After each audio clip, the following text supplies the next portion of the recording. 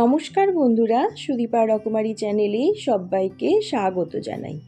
আজ আমি নিয়ে এসেছি ছানা বড়ার কোপ্তাকারি। ছানা বড়ার কোপ্তা আপনারা অনেকেই করে থাকেন, আমি কিভাবে করেছি আজ সেটাই করে দেখাবো। তাহলে চলুন কথা না বাড়িয়ে রান্নায় চলে যাই। এর জন্যে আমি এখানে নিয়েছি দুধ।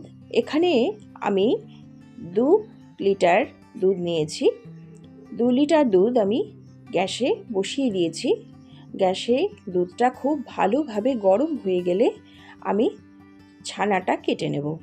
কিভাবে আমি ছানাটা কাটছি সেটাই আপনাদের কাছে শেয়ার করছি।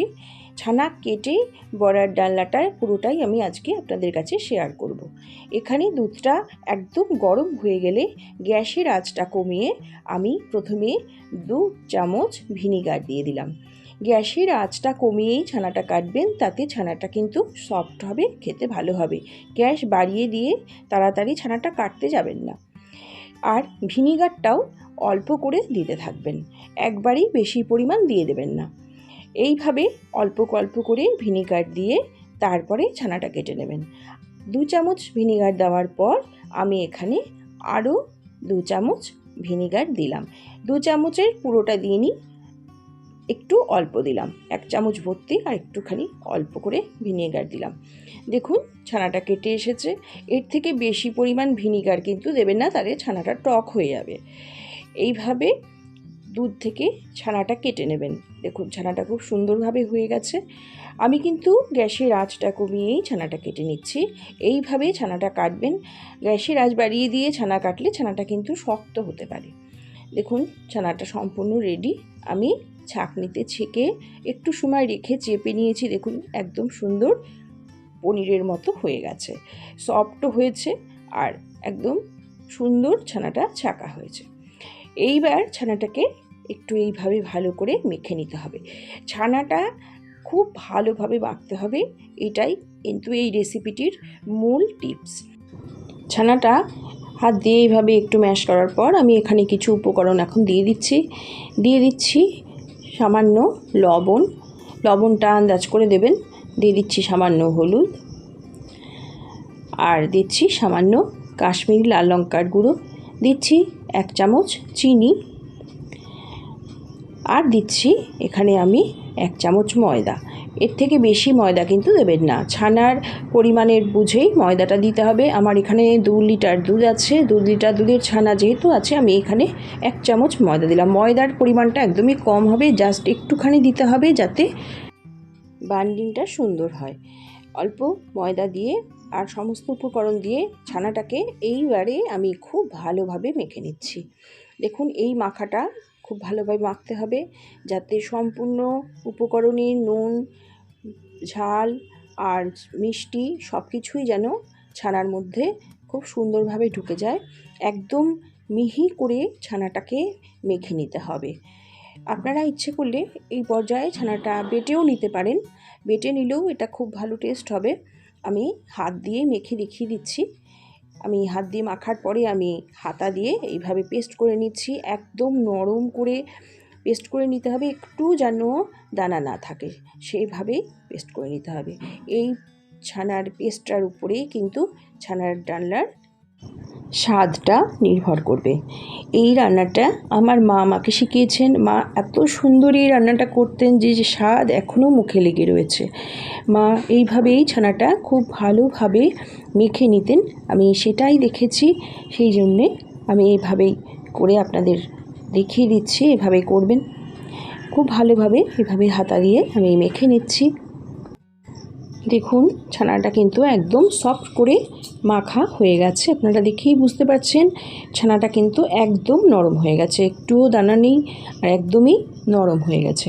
এবার এর মধ্যে থেকে একটু করে ছানা নিয়ে আমি হাতের সাহায্যে এইভাবে গোল করে নিয়ে একটু মাঝখানটা চাপ দিয়ে আমি দেখুন এইভাবে ছানার কোপ্তাগুলো তৈরি করে নিলাম। দেখুন সামান্য একটুখানি আঙুল দিয়ে চাপ দিয়ে দিলেই হবে, একটু ডিজাইন করার জন্যে, নাহলে এমনিও আপনারা রাখতে পারেন। এইভাবে প্রত্যেকটা ছানা আমি এবার তৈরি করে নেব বড়াগুলো। দেখুন কোপ্তাগুলো কি সুন্দর দেখতে হয়েছে। সবকটা কোপ্তাই আমার তৈরি হয়ে গেছে। এবার গ্যাসে কড়াই বসিয়ে দিয়ে দিচ্ছি সর্ষের তেল। রেসিপিটা সর্ষের তেলেই করব। সর্ষের তেলটা দিয়ে গ্যাসের আঁচটা বাড়িয়ে রেখে তেলটা গরম হয়ে গেলে তারপর গ্যাসের আঁচটা কমিয়ে আমি একটা করে বড়াগুলো দিয়ে বড়াগুলো ভেজে নেব। দিয়ে দিচ্ছি বড়াগুলো।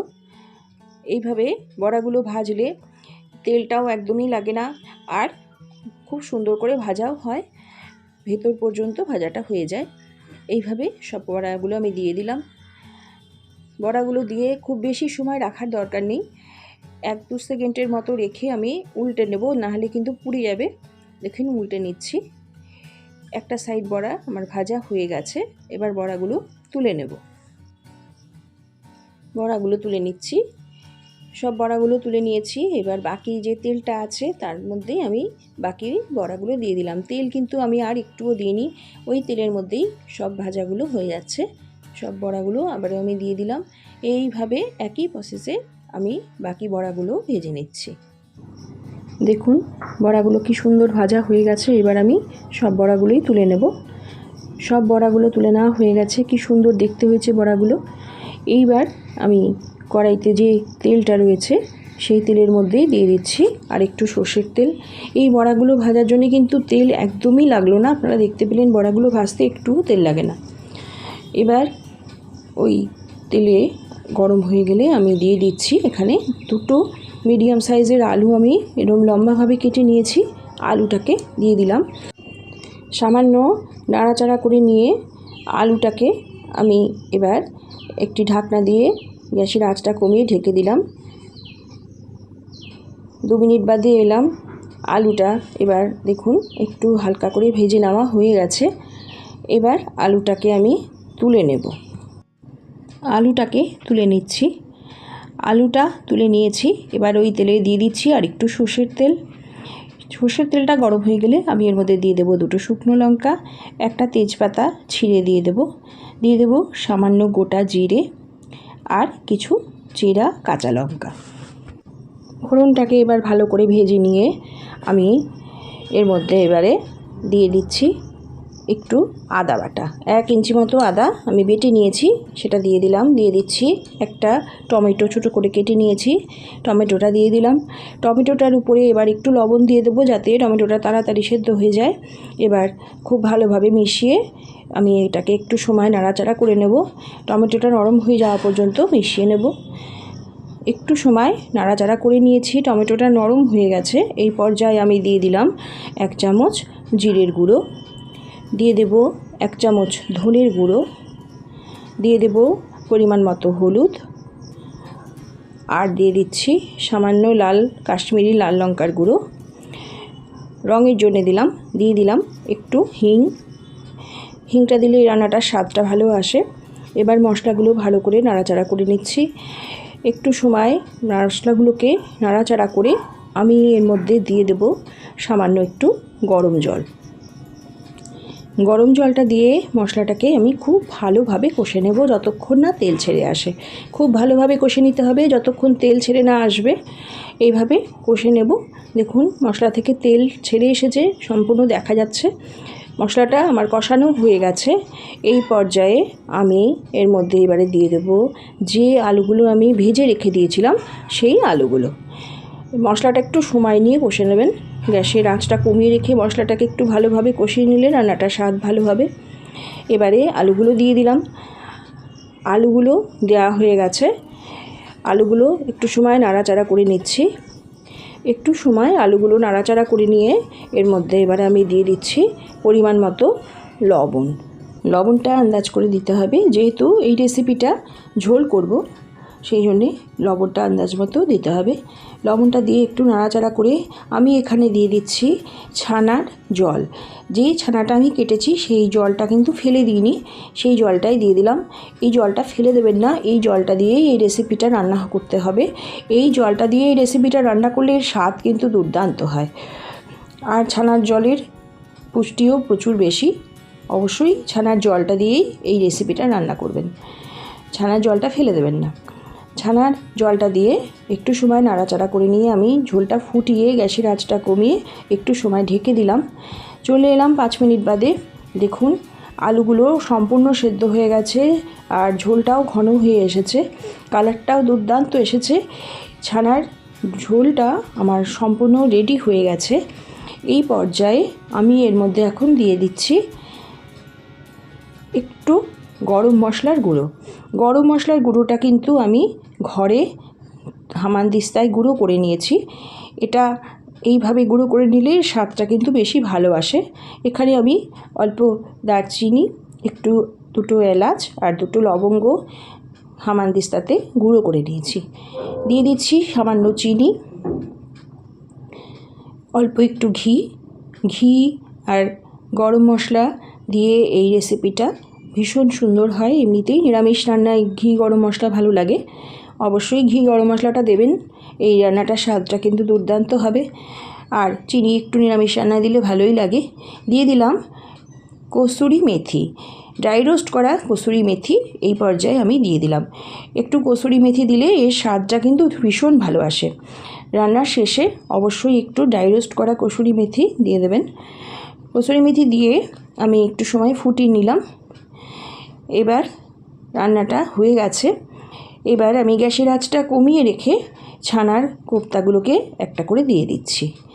এই সময় ছানার কোপ্তাটা দেবেন, আগে দেবেন না। আগে দিলে কিন্তু কোপ্তাগুলো ভেঙে যেতে পারে, সেই জন্যে একদম শেষে কোপ্তাগুলো দেবেন। দিয়ে দিলাম কোপ্তাগুলো দিয়ে আবার ভালো করে নাড়াচাড়া করে নিচ্ছি। ছানার ডালনা আমার সম্পূর্ণ রেডি হয়ে এসেছে। আর একটু সময় আমি রান্না করে নেব। আমার এই রেসিপিটা খেতে দুর্দান্ত হয়, আমার মা করতেন। আপনারাও এইভাবে ট্রাই করবেন, দেখবেন ভীষণ ভালো লাগবে খেতে। ছানা বড়ার ঝোল বা ছানার কোপ্তাকারি এই রেসিপি কিন্তু একটি উপাদেয় রান্না। সবসময় ছানার পিস কেটে রান্না না করে এইভাবে একটু বড়া করে দেখবেন, ভীষণ ভালো লাগে। আপনারা হয়তো অনেকেই করে থাকেন, আমি কিভাবে করলাম সেটাই আজকে আপনাদের কাছে শেয়ার করলাম। দেখুন ছানার বড়াগুলো কতটা ফুলে এসেছে। এবার আমি একটু সময় ঢেকে দিচ্ছি গ্যাসটা বন্ধ করে। দেখুন গ্যাসটা বন্ধ করে রেস্ট রেখে একটু সময় ঢেকে দিয়ে আমি 5 মিনিট বাদে চলে এলাম। একদম বড়াগুলো বড় বড় হয়ে ফুলে গেছে, ভীষণ সফট হয় এই বড়াগুলো এত ভালো লাগে খেতে যে এর স্বাদই আলাদা। আমি এবার সার্ভ করে নিচ্ছি। দেখুন কি সুন্দর দেখতে হয়েছে, দুর্দান্ত স্বাদের এই ছানার ডালনা। ছানার পিসগুলো দেখুন কতটা বড় হয়ে ফুলে উঠেছে, একদম বড় হয়ে টোবা হয়ে ফুলে উঠেছে। ভীষণ সফট হয় এই ছানার ডালনা। এইভাবে এই প্রসেসে রান্না করে দেখবেন, ছানার বড়াগুলো খেতে দুর্দান্ত হয়। আমার রেসিপিটার সাথে এতক্ষণ ধরে যারা জুড়ে রয়েছেন তাদের জন্য অসংখ্য ধন্যবাদ জানিয়ে আমি এবার শেষ করছি। আবারও একটি নতুন ভিডিও নিয়ে চলে আসব। সবাই ভালো থাকবেন। নমস্কার।